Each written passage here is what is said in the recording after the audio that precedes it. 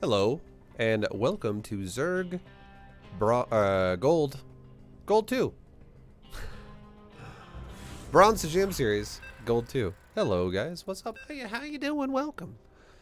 We're still continuing on with everything we already know, with all the things we kind of like initiated for ourselves in Gold 3. And we're just furthering it up. We're gonna keep getting more examples of it. More examples. So, you know how it is. We just make those drones, make those overlords, building that worker count up, developing those habits. It's a priority. And now we're in ZVZ. So once again, we're going to be talking about overlord placement, okay? So in ZVT and ZVP, overlord placement is all about diving into the natural and finding a cliff to hide on. In Zerg versus Zerg, it's a little different, okay? In Zerg versus Zerg, overlord placement is really about controlling the middle of the map. It's about looking at future expansions after the natural. It's really about discovering the natural and then looking at future expansions after that. So here's the best way to do this, okay? Great way to do this. We're gonna leave an overlord at our natural, just for a second. We're gonna send an overlord to his natural, really quick, right now. Now, here's a cool thing, a cool trick, okay? Something cool we can look at with scouting. Notice how my overlord and his overlord are crossing in the middle of the map. It's important. You should keep tabs on that because that tells you that, well, first of all, that it's his first overlord, so it's kind of nice, but you have now seen one.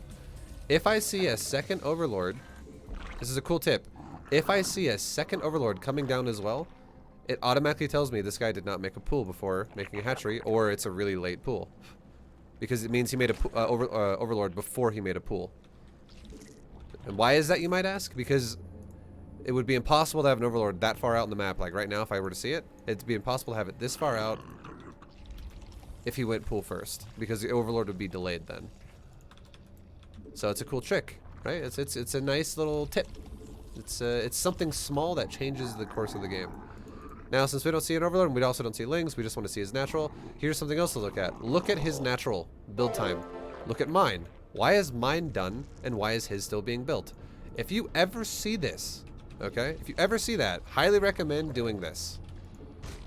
Highly recommend it. Seriously. This is in ZVZ, it's a little different than Terran and Protoss. Terran and Protoss is really like, do I see a natural or not? Cool. But against Zerg, it's really heavily if the natural is late, there's reasons for that, and it could be because they're gonna do a timing with, like the natural is late because they actually went pool before hatchery. So don't be surprised if lings flood out of his base. Is my point I'm trying to make here, because of the fact that I didn't that his natural is not on time with mine. Anyways, placement of overlords. First overlord, we're gonna place it to see vision of this ramp right here. Second overlord, we're gonna place it to also see vision of this other ramp over here. So we can see if he leaves that ramp, and we're also going to see with our overlord right here that if he expands here and a drone passes. And we're good to go. Easy peasy. That's about it. And then the other overlords we can grab. One of them can be in front of our base. One of them could go to like the middle of the map.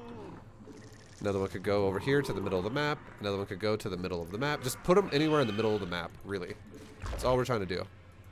Now building placement as well. Let's go ahead and get a roach warren and an evo chamber. We can take our gases as well because our natural's like done being saturated. It's really close to being fully saturated.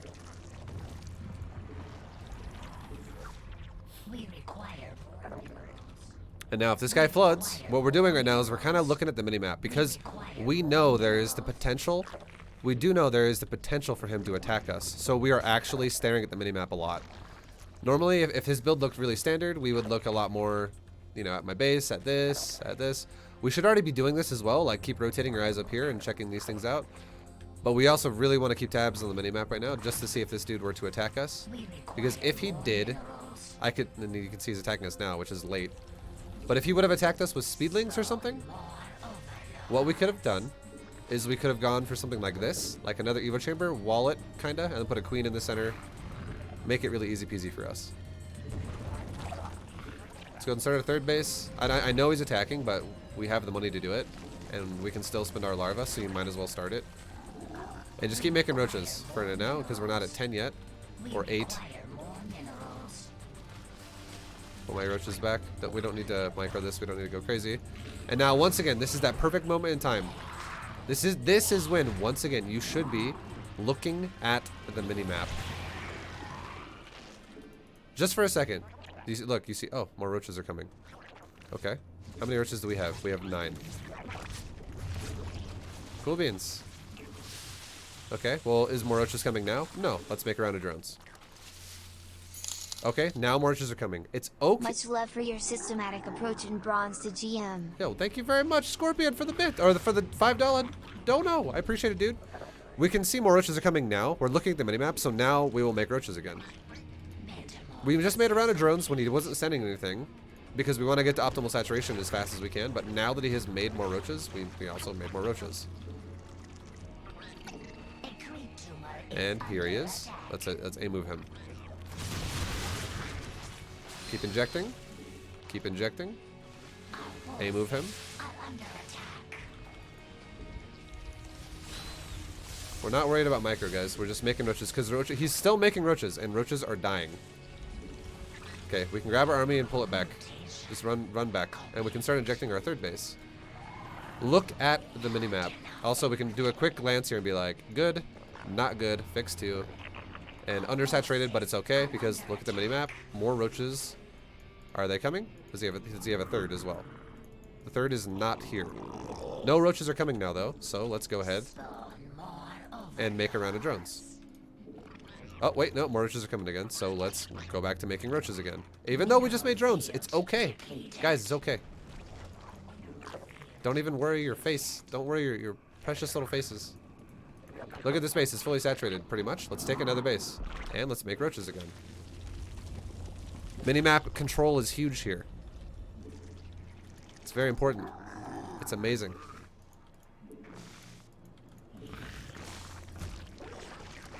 Okay, here he is again. Let's go ahead and... Oh, no, he's running away. Just let him do his thing over there. Let's go ahead and this time around, let's go ahead and make a second Evo, a Hydra Den, and no more roaches are coming. And we just made a second Evo chamber, a Hydra Den, and we can finish off some more saturation. We just made another round of drones. Do I see mutants coming? No. There's no flood at the moment. And now let's go ahead and do this. Let's make an overseer in front of his base. Because now we're curious what's happening. Let's go ahead and saturate our gases properly. What's my drone count look like? Oh, okay, he's attacking us, so get ready for that. No roaches are still coming. Let's go ahead and make another round of drones. Sounds fucking crazy, right? You're like, goddamn ViBE. This guy could kill you. He's still in the middle of the map. I do not see... Oops, this overseer is coming back. I didn't mean to do that. Get upgrades to the Hydras. Let's go ahead and get an infestation pit so we can get ready to go to a hive. And drop a change... Just drop a changeling. Shift click it into his base. Like this. We just moved it around. Let's take a moment to look. Bad saturation. Okay, let's inject while it's going to the main now. If we can. We cannot. Let's look at this base now. Not the greatest saturation either. What's ours? We are at 82. Let's make mass hydras. Go ahead and inject. Inject. Inject. Fix my mineral line. Send it over here. We could even take another base because this is fully saturated. If it dies, we can always build a new one. It's not the end of the world. So what we're doing right now, the goal of what we're doing, is we're trying to understand very basically how to read your opponent as Zerg. This will get more technical as we advance, but all we're doing is we're really keeping tabs on the minimap. Keeping tabs on the minimap in ZVZ is very important. Okay, then this guy's going bro move. So, let's go ahead and A-move my shit. Let's make some overseers. Let's do this, okay? Let's go like this. A-move my main. Green box some army, send it to my natural. Green box some army, send it to my third. How many drones do I have? I've lost some. Let's make some more. And now, while we make drones, let's go. While we go to our bases really quickly, rally every base to its own mineral line. Just click every hatchery and put it back to its own mineral line. Okay? And now let's take a second to go spore, spine, spine, spine. Spore, spine, spine, spine. Make sure they build too, because sometimes this shit will get blocked by your units. Go to drones. I can just green box. I can either control click the drones, or I can hit tab until I select the drones. Spore, spine, spine, spine. Drones. Spore, spine, spine, spine. Okay, so he's hitting this base up here. Let's go A-move it. How many drones are we at? 47? Make drones. Keep making drones. This guy's playing this weird-ass, like, pseudo all-in style right now. And we have spines and spores at all of my bases, main natural third coming up right now. Let's inject my hatcheries. We're preparing for crisis management right now. So this base is oversaturated. Let's fix it. Send it over here. This base is oversaturated. Let's fix it. Send it back here. It's fine. Drone count is 69. We're not done yet. And let's go ahead and spore, spine, spine, spine. We can also double gas this up. Keep making drones. We require more minerals. Inject. Inject. Inject. And now he's here. So let's move my army down to this base and get rid of him.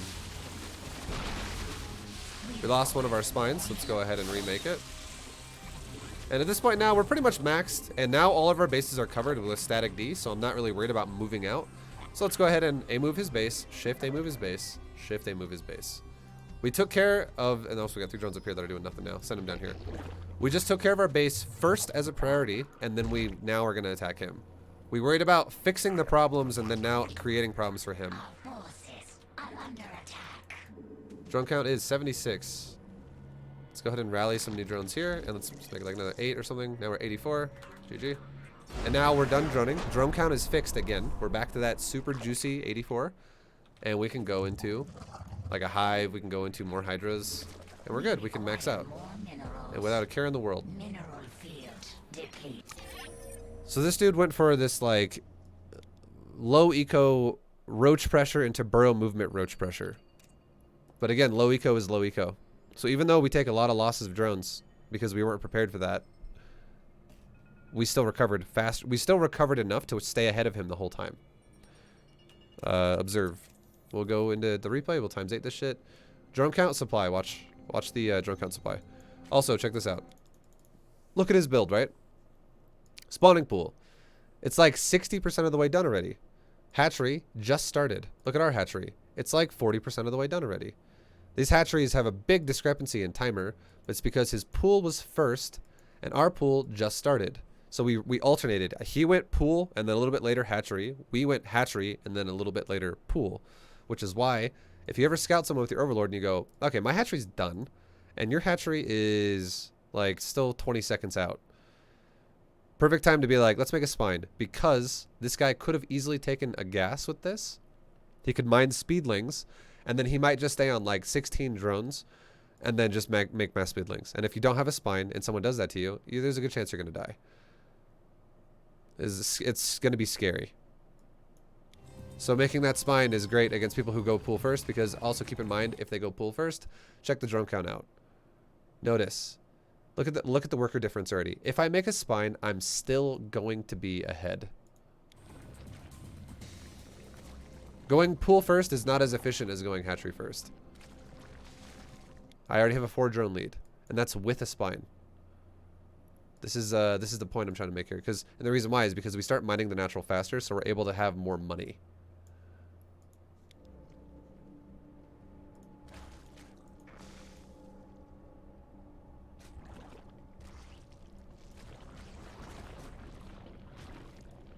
Now check this out. So he rushed a layer. He rushed a roach warren. He's rushing roach speed, and he's also getting a weapon upgrade. So he's about to have +1 roaches, there are 5 of them walking out on the map right now, and he's doing a timing. He rushed the layer super fast, so he's doing this pretty quick. He didn't get speedlings. He literally made a queen and made a layer immediately. So and this is with the pool first, so it's a really fast layer. Now, for all of those people out there that are like, ViBE, when you make drones like this though, don't you just die? Like, I get asked this question all the time. Even though this dude rushed out roaches really fast and he's getting upgrades for them as quick as he can too, we are already fully saturated on 2 bases and we are already going into the roach phase ourselves. So by the time he walks across the entire map with these roaches, we will have a matching amount by the time he gets here, plus a spine crawler and also the queens. So there's a very low chance I'm going to die.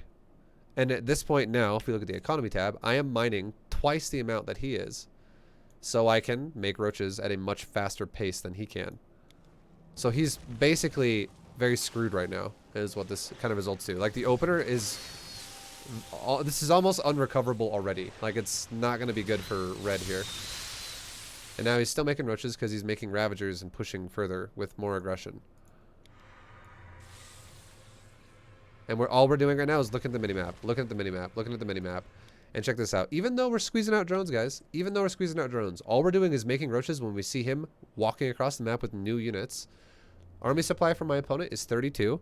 He hasn't really lost much. He's lost 7. I've lost 9 units. But he's got 32 army supply. We have 51. And the reason, again, the reason why this is because we are able to produce more than he can because we're mining way more than he is.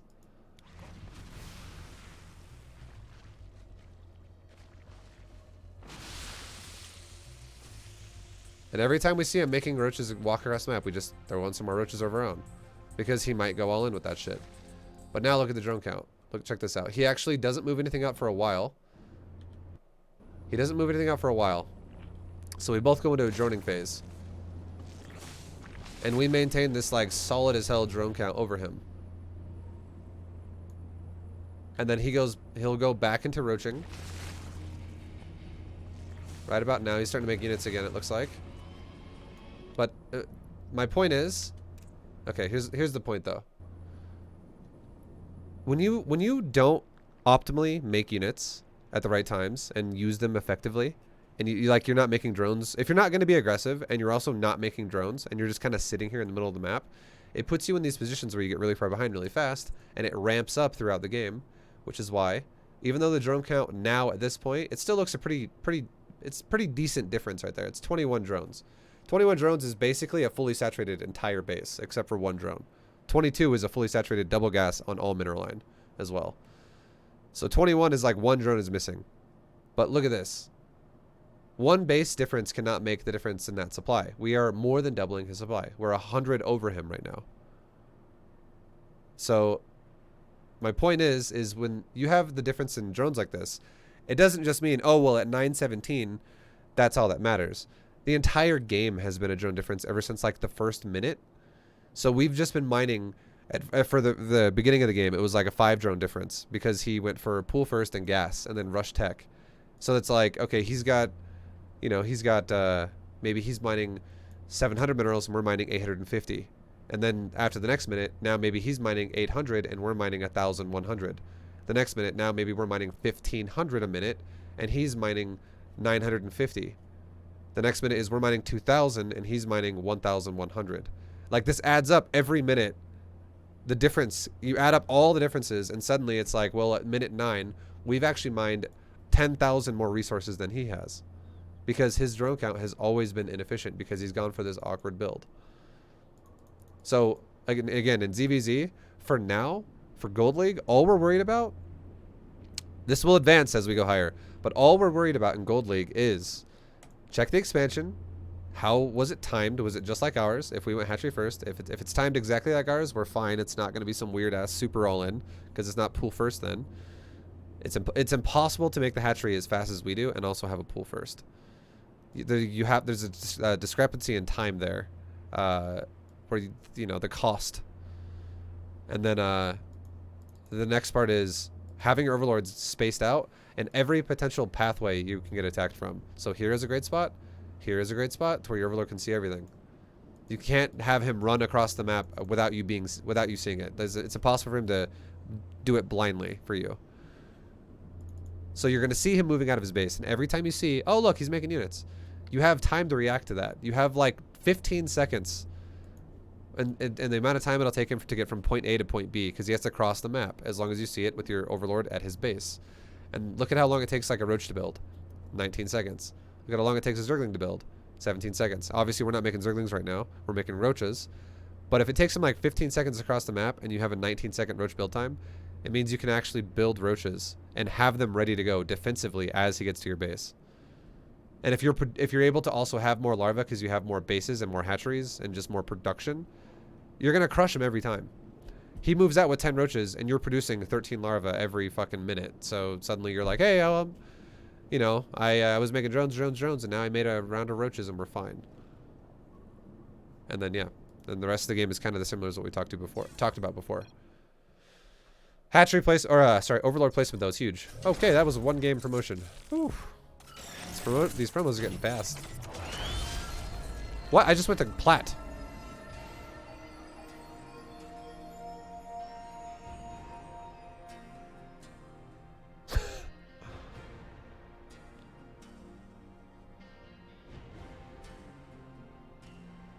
Okay.